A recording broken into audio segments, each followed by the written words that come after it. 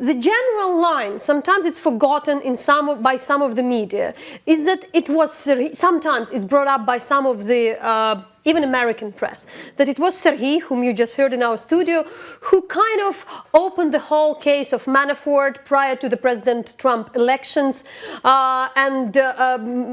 because he had opened this black ledger of the Party of Regions. But as we know, it was you who published in the American press the name Manafort in the black ledger of the Ukrainian Yanukovych party. So can you also let us know how it was? Because as I understand, also Mr. Giuliani sometimes says, and some other people in this cloud, that was the Ukrainian state who started that thing.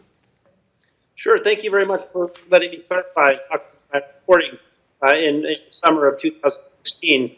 I had set out to do a story about Manafort's business interests in Ukraine and his business involvement with the country while he was working here. We had earlier written about his political work for the Yanukovych government. And so we looked at a number of issues related to Manafort. We looked at his investment, considered investment in a hotel in New York, together with Mr. Firtash and others. It was called the Drake Hotel, and a business deal involving a television station in Odessa called Black Sea Cable business investment. And then we were also looking at how he was paid for his political consulting work.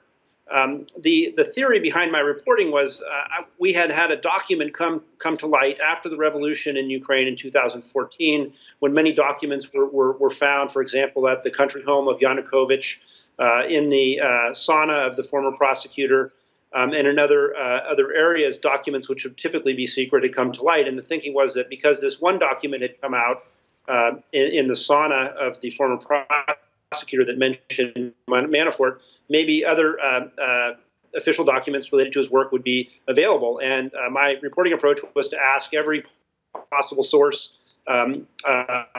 who had access to these documents if they had found anything that mentioned Manafort. And I put in a request with the National Anti-Corruption Bureau of Ukraine, and the answer was that there were, in fact, mentions of Manafort in the accounting documents for political spending by the Party of Regions. This was in early August 2016. We spent some time confirming some of the information in this release. For example, we spoke with other people who had received payments through the same system, and then wrote a story that described all of Manafort's business work in Ukraine.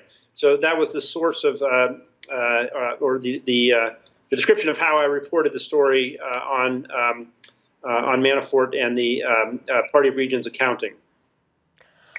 And how do you see the story developing now? Because what is, and you know, you're writing still, again, for instance, your recent article, which we are happy also to promote, is How a Shadow Foreign Policy in Ukraine Prompted an Impeachment Inquiry. I suggest people from our audience to read it carefully.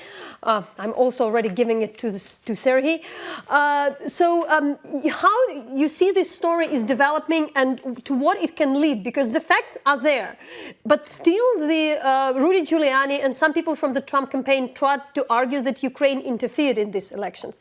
So what would be your ideas? What are the most important things in this story, in the whole story, to look at and to report?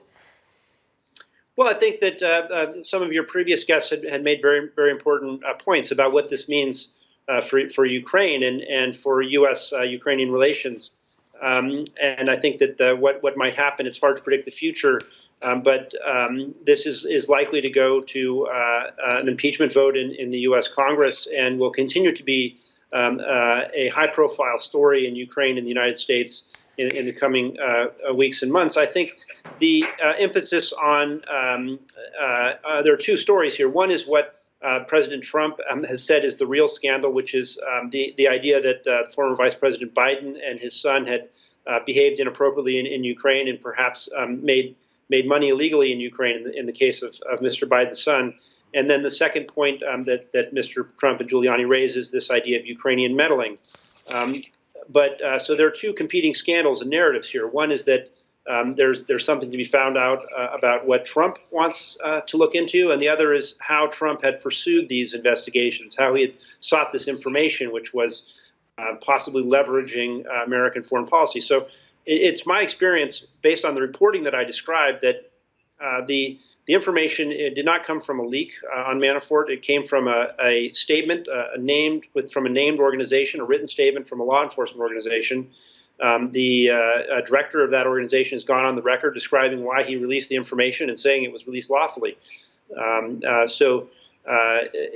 think some of the reporting and some of the discussion of how the Manafort information first came to light has suggested, without any proof, some sort of mysterious or secret backroom dealings, when in fact it was a perfectly sourced and written statement.